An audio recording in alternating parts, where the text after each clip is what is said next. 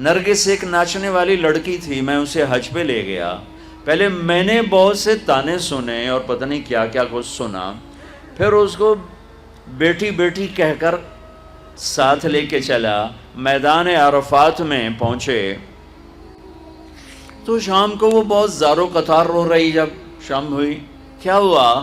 کہ میدان عرفات میں تو اللہ کہتا ہے میرا بندہ آج اتنے گناہ لے کے آ جتنے بارش کے قطرے، آئے ہائے، جتنے ریت کے ذرے، واہ، جتنے درختوں کے پتے قربان جاؤں، جتنے گردش ایام میں بننے والے دن اور رات، ان کے گھڑی اور گھنٹے، لا اتنے گناہ لے کے آ۔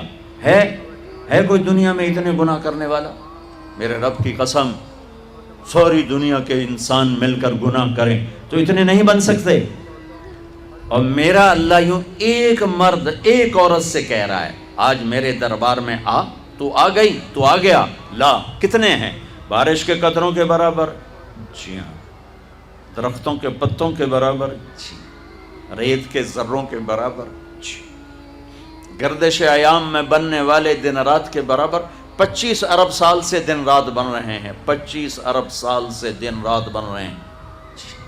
اچھا ایک دفعہ کہے یا اللہ معاف کر، وہ کہتی ہے یا اللہ معاف کر، وہ کہتا ہے یا اللہ معاف کر، تو اس کے یا اللہ معاف کا فا بھی زبان پہ نہیں آتی کہ عرشوں سے آواز آتی، جاؤ میں نے معاف کر دیا، جاؤ میں نے معاف کر دیا۔ تمہیں بلایا ہی اپنا بنانے کے لیے ہے۔ اب اوپر والا تو یہ کہہ رہا ہے، اور نیچے کیا نظام چلا، وہ کیوں رو رہی؟ کہ میں وہ میٹرس بچھاتے ہیں عرفات میں بیٹھنے کے لیے، تو 3-4 خواتین بیٹھی تھیں پردہ دار تسبیح والی، وہ جا کے بیٹھی تو انہوں نے اس کو وہ بے عزت کیا، وہ بے عزت کیا کہ اٹھ جاؤ یہاں سے، تم اس قابل نہیں ہمارے ساتھ بیٹھو۔ ہائے ہائے ہائے،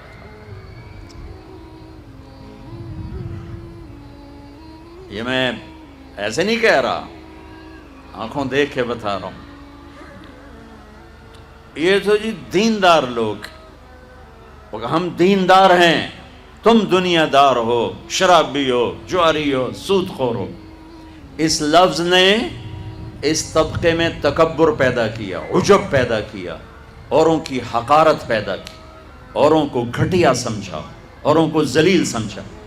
اور دوسرے طبقے میں کیا نقصان آیا کہ انہوں نے اپنے آپ کو آزاد سمجھا، شراب بھی چلی، زنا بھی چلا، سود بھی چلا، جھوٹ بھی چلا، قتل بھی چلا، ہیرا پھیری بھی چلی، ناچ گانا بھی چلا، گھنگرو بھی چھنکا، جام بھی چھلکا، آوارگی، جو ہم دنیا دار لوگ ہیں، جی ہم دنیا دار لوگ۔ اس چیز نے انہیں جانور بنا دیا، انسانوں سے نکال کے جانور بنا دیا، اور وہ بے لگام ہو گئے۔ جیسے گاڑی کا کنٹرول ختم ہو جائے تو وہ بے لگام ہوتی ہے، کسی دیوار میں ٹکرائے، درخت میں ٹکرائے، گاڑی سے ٹکرائے، اپنے سواروں کو مارے، اگلی سواری کے سواروں کو مارے۔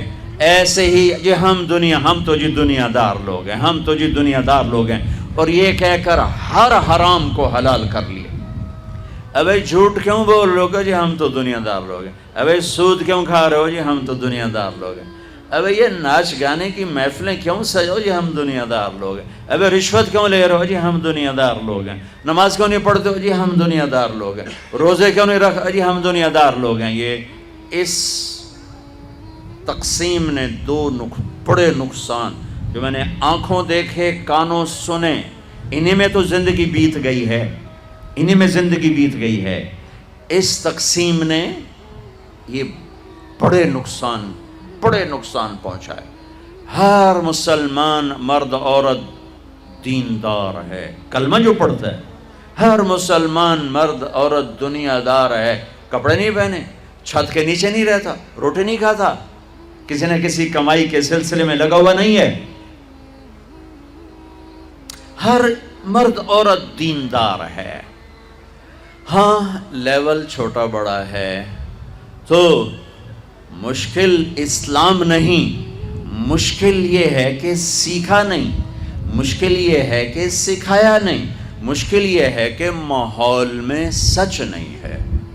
اور جب سارے جھوٹ بولیں تو سچ بولنا مشکل ہو جاتا ہے، سارے نماز چھوڑیں تو نماز پڑھنا مشکل ہو جاتا ہے، سارے روزہ چھوڑ رہے ہوں تو روزہ رکھنا مشکل ہو جاتا ہے، ساری بے پرد ہو جائیں تو پردہ کرنا مشکل ہو جاتا ہے، سارے وعدہ توڑنے والے ہوں تو وعدہ نبھانا مشکل ہو جاتا ہے۔ یہ مشکل باہر سے آئی ہے، اندر میں نہیں ہے۔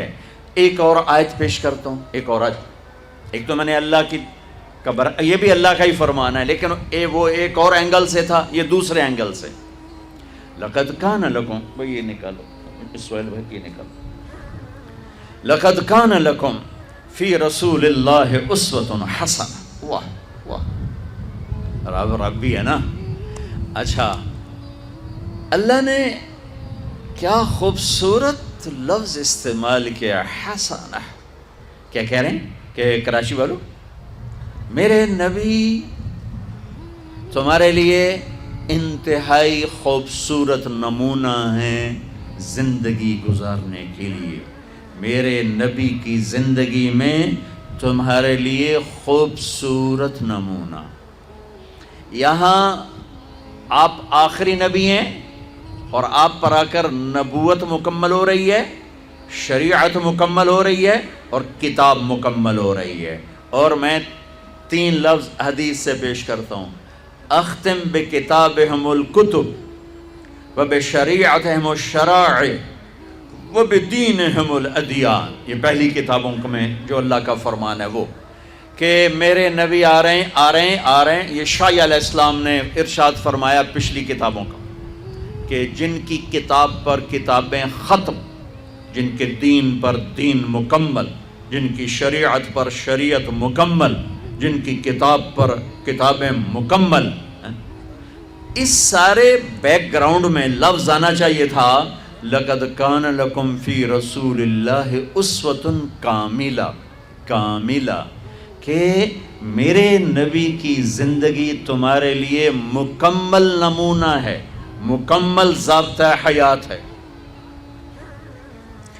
اللہ نے کامل کا لفظ چھوڑ کر حسنہ، حسنہ، نیکی کو بھی کیا کہتے ہیں؟ حسنہ۔ سبحان اللہ، حسنہ کسے کہتے ہیں؟ خوبصورت، خوبصورت۔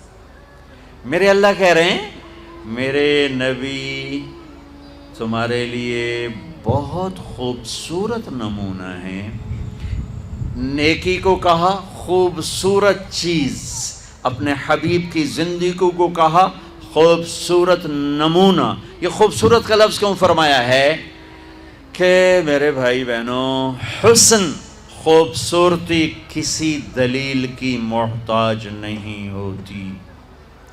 وہ خوبصورتی آواز میں ہو جادو جگائے گی، وہ منظر میں ہو دل کو کھینچے گی، وہ شکل میں ہو دل کھینچیں گے، وہ کلام میں ہو جادو ہوگا، وہ اشعار میں ہو انسان جھومے گا، وہ کسی گھر میں ہو، کسی برتن میں ہو، کسی سواری میں ہو، کسی پھول میں ہو، کسی پرندے میں ہو، کسی پہاڑ میں ہو، کسی دامن میں ہو، کسی شکل میں ہو، کسی آواز میں ہو، کسی صورت میں ہو، تاج محل میں ہو یا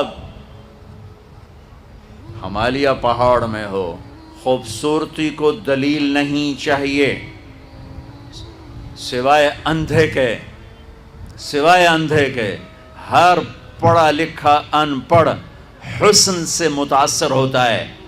14ویں رات کا چاند سر پر ہو اور کوئی کہے جناب اے 14ویں دا چاند سونا ہوندا ہے یا کوڑا ہوندا ہے، مینوں دلیل دیو، تے انہوں 100 لتر مارو کہ